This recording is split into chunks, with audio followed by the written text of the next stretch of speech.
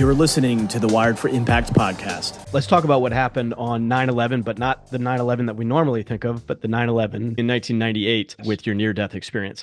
So as time would unfold, 3 years after my 9/11 experience was the 9/11 that we all remember, September 11th, 2001. But September 11th, 1998 was the evening that I had a single car crash on a country road in upstate New York, Geneva, New York, and was ejected from the sunroof in the car that rolled 4 times and ended up being helicopter lifted from there to University of Rochester Medical Center. And I was a John Doe. I found out later that due to some of my stepbrothers working for the fire department, they worked with someone who was a first responder to that. And there's some rules. I don't fully understand them, but if it's a dead on arrival or if it's dead before it's shipped off on the helicopter, they keep the license at the scene.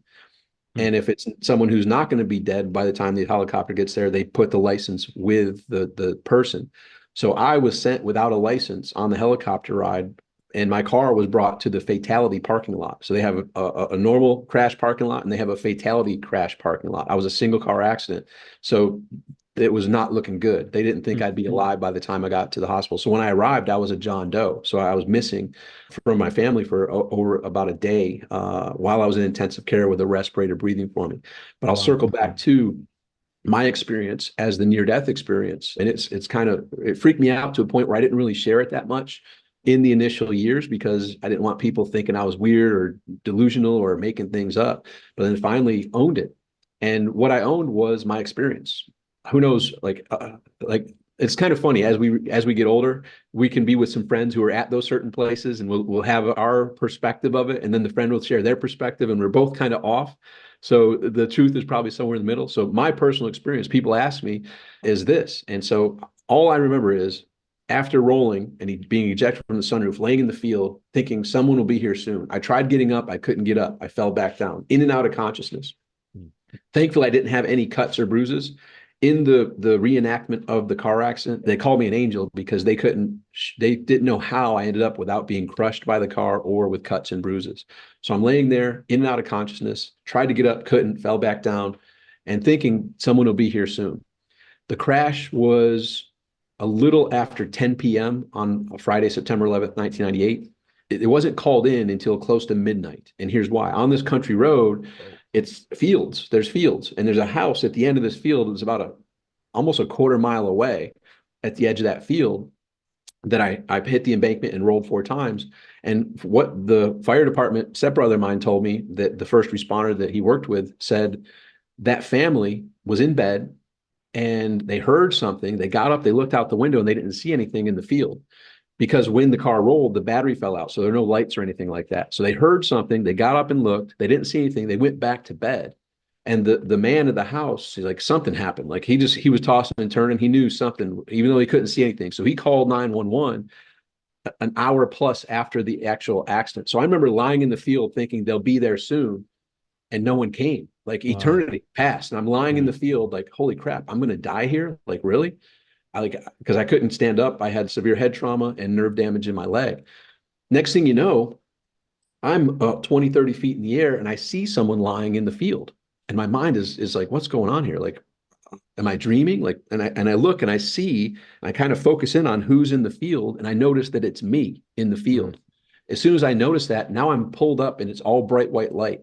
And I'm standing there amidst the bright white light, all confused, wondering what's happening. And then I see scenes of my funeral with my sisters who now actually live with me down here in St. Thomas. I'm actually renting a place from my one sister who's 10 years younger than me here at St. Thomas. The image behind me is her property that I live on currently here in St. Thomas. So I see my 2 sisters at my funeral crying, and it just felt so painful to see the pain and the anguish they were going through. And so I had that whole life flash in front of your eyes experience. And next thing you know, then from all that fear and worry and pain that I'm feeling from them having that sadness at my funeral, something or someone comes up next to me and puts their arm around me, and all the fear instantly goes away. And I know that all is well. And I know, like, it's a feeling of home, like I'm home, and it just feels so good and all is perfect. There's nothing to worry about. Like all is exactly as it's supposed to be. And so when that happened, even though it's all bright white light, then we turn 180 degrees. Now we're staring at these huge doors. And they open, and there's this, even though it's all bright white light, massive bright white light is pouring out of these doors, and we start walking towards the doors. And And did you halfway, know who that was that put the arm around you?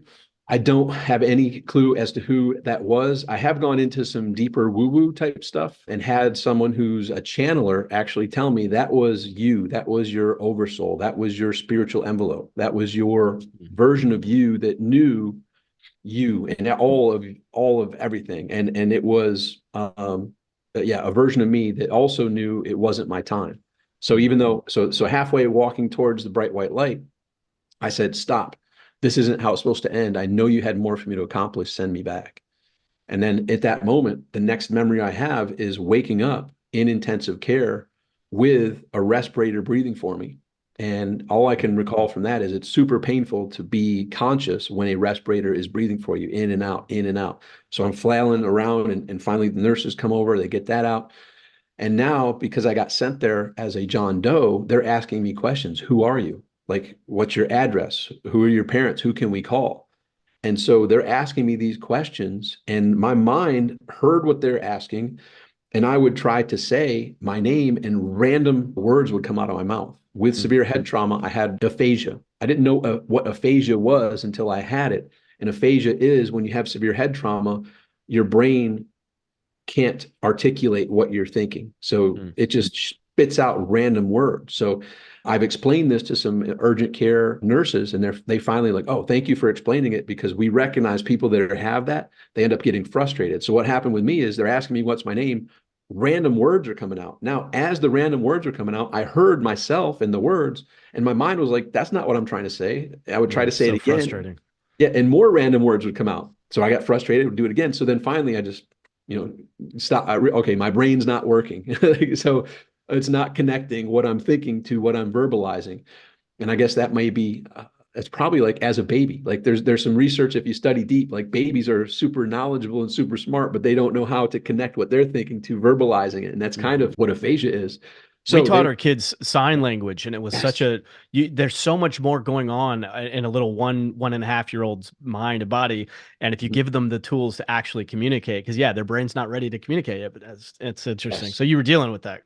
Yeah, so they were asking, so they, even though they're asking me who I am and who can they call to let them know that I'm here, I wasn't able to articulate that. And then come to find out, my stepfather, who was in that town, he was a higher up person who just retired in the public works section of that town, and I was missing, right? So he started to get some inside information that publicly isn't available. So from his police officer friend, he ended up tracking me down that I was helicopter lifted to the hospital. So he found out and let the rest of the family know, but I was in the hospital for a long time. And I'm also wondering, why has no one come? Like, because just like I laid in the field thinking someone will be here soon, I'm in the hospital and no one's coming. I'm like, what? Like, I can't believe no one's here. Mm-hmm. And finally, by the time my aunt showed up, even though I had that aphasia, my mom's younger sister, who's only 10 years older than me, and so at the time I was 25, so she was 35. I was able to articulate what took you so long, and she's like, that cracked her down, and it was painful here. So everyone got there,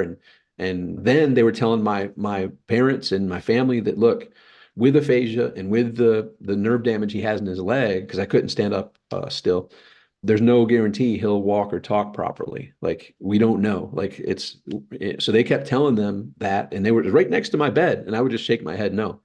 I wasn't able to communicate verbally, but I would just shake my head no. And they're like, every time we tell him he may not walk or talk properly, he just shakes his head no. Right? So that was a problem to them. But in my mind, I never saw me not walking out of there and not talking.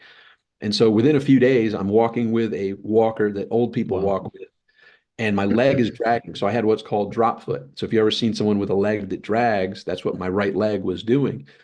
And once I was able to walk with that walker, I ended up signing a whole stack of papers against doctor's order to get me out of the hospital, just because I didn't want to be continually told that I may never walk or talk properly again.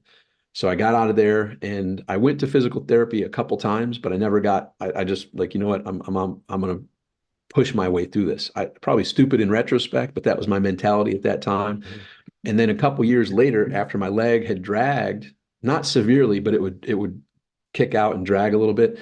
Obviously, when that happens, people always ask what happened. And so I got tired of telling the story. So I had to talk with my leg and would smack it and talk to it on a daily basis. Like, look, I'm apologizing for what I put you through, but thankfully you're still here. So do whatever you got to do to fix it so that you don't drag anymore. My sister, who's a physical therapist, she can see my leg kick out just a little bit, but no one that's not a specialist in that field would know that I have that side effect from The car crash. Yeah.